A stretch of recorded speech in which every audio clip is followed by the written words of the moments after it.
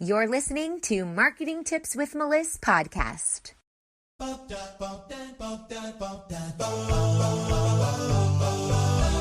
Welcome to Marketing Tips with Meliss podcast. And now your host, Meliss Jakubovic. Hey, everybody. Today, I'm talking to you about your secret admirers. So earlier this year in May, Instagram rolled out a new feature in Canada only just to test it, where when people liked your post, only you could see how many people liked your post. So other people wouldn't be able to see you got 300 likes or you only have 2 likes. But if you made the post, you would be able to see who liked it. And today it rolled out in Australia, Brazil, Ireland, Italy, Japan, and New Zealand, which leads me to believe that this test is actually doing really well in Canada, and therefore it will soon be rolled out worldwide. So I wanted to talk to you about how that affects your business and what that really means, and how you can use that to your advantage, or how you can overcome that if you're scared that that may significantly affect your reach and your engagement. This is most likely a move towards influencers and personal brand business owners that are going to have to pay to play, similar to what we've seen recently in the last couple of years in Facebook that requires you to pay to play with your posts on your business page, how organic reach is kind of dying and you have to put some ad spend budget behind it if you want people to see it. And so we're not really sure yet how this is going to pan out in Instagram, but this is a trend that we see across platforms. So it's very likely that this is going to be created for that purpose, where you're going to have to be charged to play on the platform. We'll see. I don't work at Facebook and Instagram, so I don't know, but these are just my projections and my thoughts based on what I'm seeing. So it's a geographical rollout. You may or may not have seen it yet on your Instagram. Also, it depends where you live. But if you are in these 6 countries, 7 countries, Australia, Brazil, Canada, Ireland, Italy, Japan, or New Zealand, if you have not yet seen these changes, you will be seeing them shortly. I do not see them yet because I'm in the United States. But what I have heard from other marketing friends in Canada is that on your mobile device, you aren't able to see it, but on your desktop, you are. I don't know if that's just through the test, if that's just through Canada, if that's just temporary, but I know that since May, Canada has taken this away, this feature away where you can't see likes, and then put it back and then taken it out again. So they're in the middle of testing this. So you may or may not see this yet. And if you are in those countries and you don't see it, just know and be aware that it's on its way. So what does this mean? Well, first of all, it means that content is king. This really brings that focus back into high quality, valuable content rather than just counting likes, which is a vanity metric. That doesn't really tell you much. Plus, we all know that there are Instagram bots. Instagram does a good job trying to flush those out, but people pay for likes. They pay for little bots to like you 50 times, and those are not real accounts. And also, that goes against Instagram policy, and if they catch you, they could close down your account. So this really brings that focus back to the content. And if you're not really sure if you're seeing traction, then this is a good reminder that you need to measure your engagement through meaningful interactions, such as comments, or also it could be in your shares or in your likes. So you want to make sure that you're putting out the best content you can possibly put out. If you're a brand, you need to put out brand specific, high quality, valuable content. If you're a person and it's like a traveling blog, you also need to do the same. So this shift is more towards content.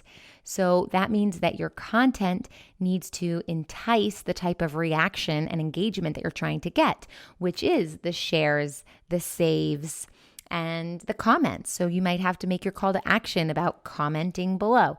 So create your content in a way that drives the focus back towards interactions that you are trying to achieve. And it also is going to really gauge that credibility as an influencer, because before you could be a fake influencer, as people call it, where you're just posting crappy things, but if you look nice, then you might have millions of likes, but you might not really have good quality content versus a brand that has lots of high quality content and isn't getting many likes. Now, we don't know who else is liking everyone's post, so it's really going to be based on just the quality of the content instead of like a popularity contest. Remember high school? So this is also going to encourage influencers to be really good at a few things or to delegate these things out if they aren't your strong suit. So things like getting good at your copy, the words that you're writing in your content, the copy.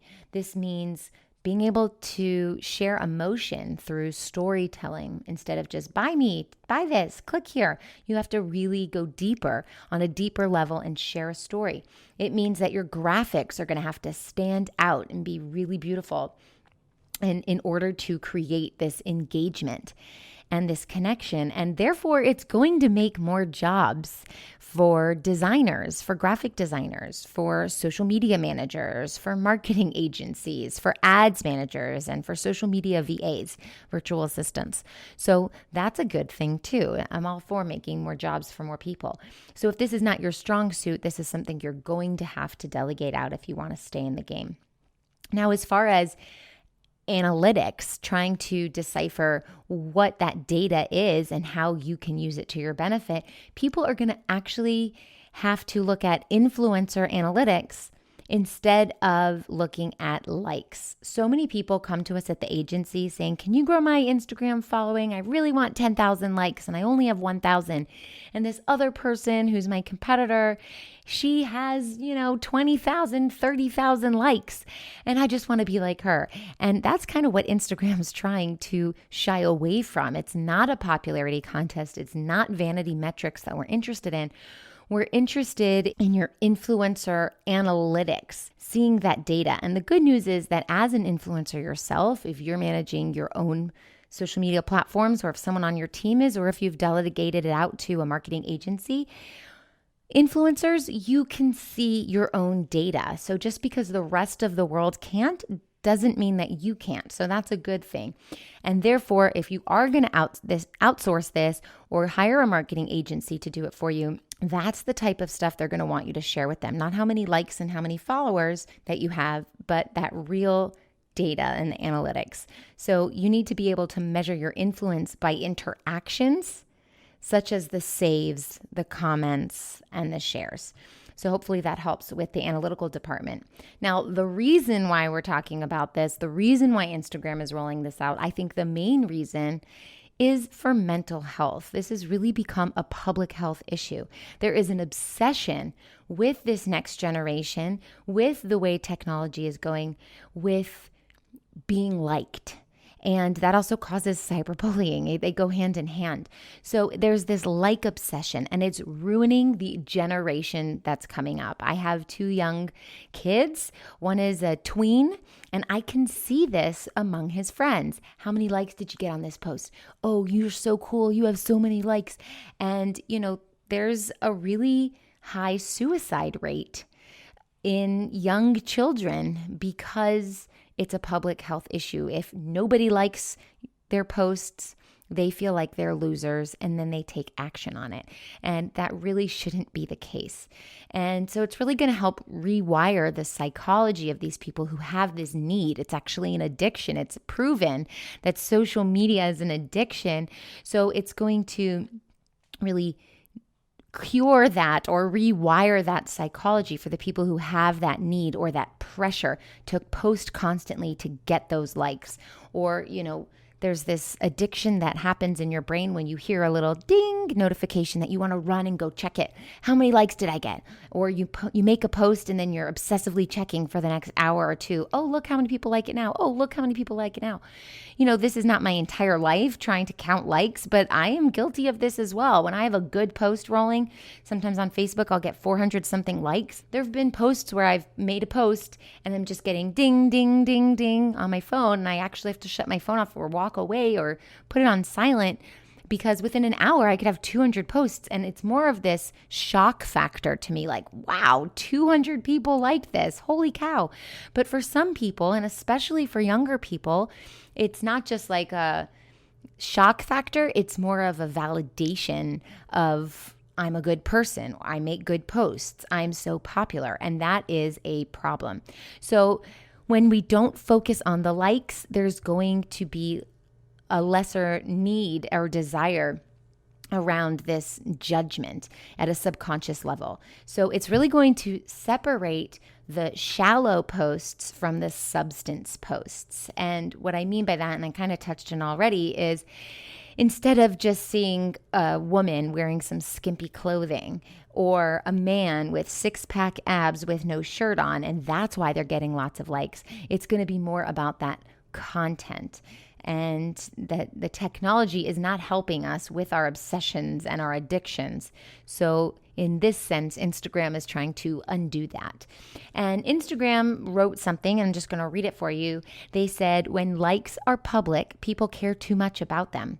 People view it as a metric of success, teasing those who get too few or buying likes to try to gain admiration. If a post doesn't get enough likes, people delete the posts to make it seem like all of their photos are big hits. In theory, hiding likes from the feed, but making them visible to the creator lets people get some sense of what's working without having to worry so much about whatever anyone else is taking away from the like count on any given photo. So I hope that this helps. I hope that you understand why it is happening. Also from a public health standpoint, an analytical standpoint, a valuable content standpoint, and also just as a monetary standpoint, when we're talking about like a financial growth tool that Instagram will be using very shortly. So if this has not happened for you yet, now you've got the insider deets on that. And if it has happened for you, I'd love to hear how it's working for you. And if it hasn't happened for you, I'd love to hear what your concerns are around that. So make sure you give us a like and subscribe to this podcast, and then come back to our Facebook page, Meliss Marketing. It's facebook.com/Meliss-Marketing, and let us know what you think about this podcast and about what Instagram is rolling out slowly worldwide. All right, I'll see you next time. Oh, wait, before you go, if you think you'd like to work with the Meliss Marketing team one-on-one, I invite you to apply for your first class strategy call. This process is just as much an interview for us, seeing if you're a great fit for our agency, as it is for you, seeing if we are your great fit. Unlike other agencies, we only take on clients we know we can help. So if you think you're ready to get support with your content creation, lead magnets, sales funnels, and/or Facebook ads, let our agency help you take your business to the next level. Each month, we open up just a few spaces on our client roster for your opportunity to be able to work with our amazing team. Apply now at go.melissmarketing.com/apply, and we look forward to speaking with you soon.